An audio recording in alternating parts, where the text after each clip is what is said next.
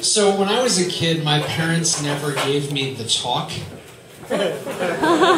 Because at my house, we had the Playboy channel. Channel 53 at 10 p.m. was sexy time. Probably would have made more sense to be Channel 69, but whatever. When you're the only kid at the age of 14 at your high school who has the Playboy channel, and this is early 90s, so this is pre-AOL, internet porn, all that stuff, so this is the only way you can get it. When you're the only one, everybody wants to be your friend. Except for the girls, but that's okay. So over the weekends, you know, it's party at Scott's house, and you always tell your parents, well, yeah, we're going to Scott's house because we're going to watch Ultimate Fighting. Yeah, the only Ultimate Fighting was who gets to use the bathroom next. Oh, too much? Not enough? It was nothing gross. We're 14, that's what guys do. So, one particular Monday, we're at school, and my friend Roger comes up to me, and he says, hey man, dude, that tape that you made over the weekend, like, can I have it? No, this is my precious. It's like, no, I don't want to take it. I want to buy a copy. Oh, I'll give you $20 for it. Sold.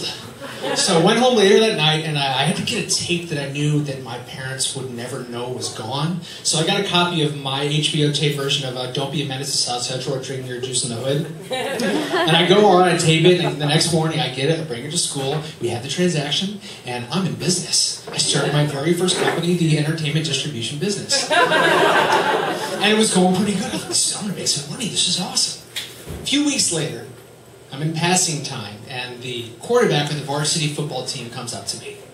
And you're not supposed to talk to those guys when you're a freshman. I'm his tackling dummy at practice, so I'm like, what the hell is going on? And he said something that is burned into my memory forever. Dude, are you the guy who sells porn? Yes, I am. That's actually, I wish that's what I would have said. I thought it'd be all cool as the yes. I think I said something like, yes, sir. Well, look, you know, my girlfriend's coming over for the weekend. My parents are out of town. I think I could give one of those tapes. Yeah, it's $20. Well, that's the problem is I only got like $10. So I was going to ask you, because I heard people talking about it, do you do rentals? I do now. So I go home that night, grab another tape, and you got to go about 10:30 when your parents are going to sleep, and then you sneak downstairs, put in the tape, and this is back in the VHS days, so you got to do it on extended play. 6 hours of people doing stuff to each other naked. It's awesome when you're 14, and it's awesome now too when you're 31. So in the morning, for quality control purposes only, I had to make sure everything was good on the tape, fast forward through all this stuff, and for 6 hours you get like 3 movies on the Playboy channel, and so I went through them, and keep in mind this is mid-90s, so these are the movies I got. Pulp Friction, Intercourse with a Vampire, and my personal favorite, A Tale of Two Titties. So I give it to the quarterback, he's like ecstatic, and I'm like, this is like the greatest day of my life. Like, you know, the quarterback like thinks I'm cool, this is terrific. And then, like on the side of the lockers, my buddy Freddie like sees this transaction happening. And he comes over, he's like, hey, was that what I thought it was? And most people in high school are like dealing drugs and, you know, getting girls. I'm selling porn. And my friend's like, is that the tape? I'm like, yeah. Well, you know, I've been watching what you've been doing, and I like the way you work. I got a proposition for you. For what? He goes, no, nothing like that. I got a business proposition for you. Have you ever heard of a coaxial cable? Is that the new Nirvana album? No, on a VCR, the cord, do you know what happens if you have 2 VCRs hooked up together? You can make a tape of a tape. Do you see what I'm getting at? We can double our inventory overnight. We need to go in business together. I'm like, this is brilliant. So I steal the VCR from downstairs. They don't know. They never go down on there. Take it over to Freddie's house. Now we're going back and forth. We're making duplicates. We're start selling these. We start making money, hand over fist, no pun intended. And everybody knows about this. And everyone's talking about it. We got the pornos falling out of our lockers when we opened. This is like the greatest thing in the world. Our business is killing. Until, if this was the VH1 behind the porn or whatever they do, this is the part where the announcer would say, they had everything. They had money, tapes, not girls, but tapes of girls, until there was a security breach. And this is when our business became dearly departed. This is when our business went beyond and it was done. It was one evening, got home from football practice, about 6 or 7 months into the business, and I take a shower right after class, right after practice, and it occurred to me that earlier that morning I had forgotten to take my tape to school. It also occurred to me that when I went to get the tape the night before, I accidentally grabbed the tape that said Wimbledon 95.